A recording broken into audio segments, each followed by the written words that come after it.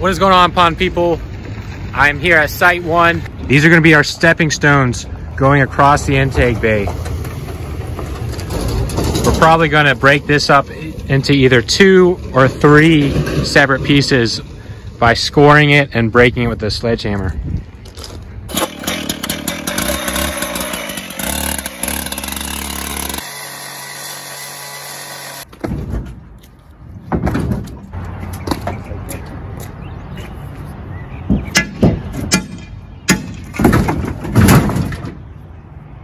Just like Chente said, man.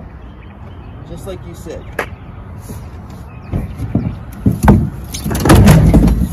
All right, Dad, come over here and tell me what you just did.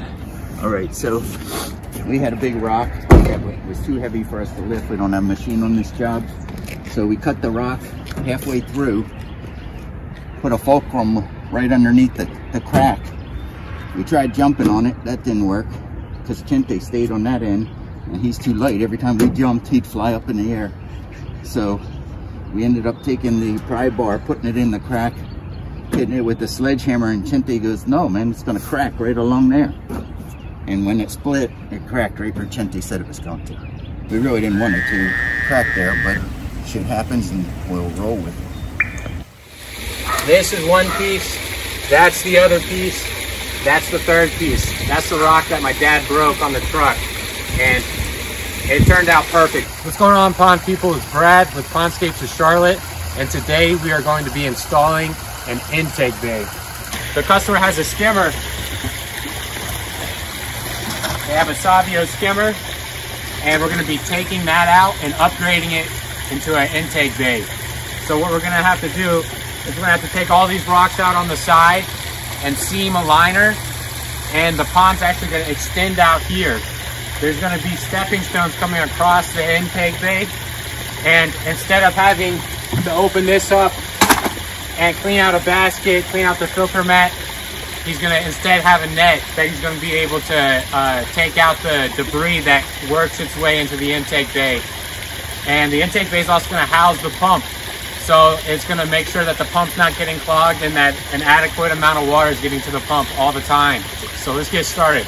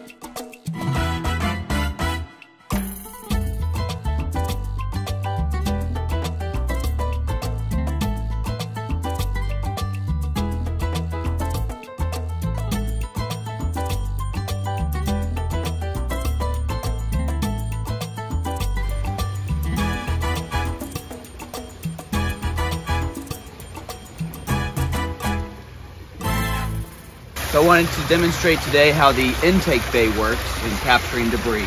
So I've got a couple flower petals here I'm going to drop in, acting as the debris that would fall into the pond.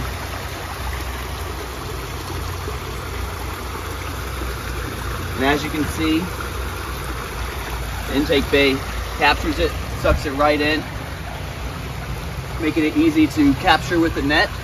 So all this debris is going to be pushed into here, and it's going to swirl around here, and you're going to be able to take a net and scoop out the debris. The customer has grandchildren that wanted to hop across the pond, and you know, these rocks are nice and stable.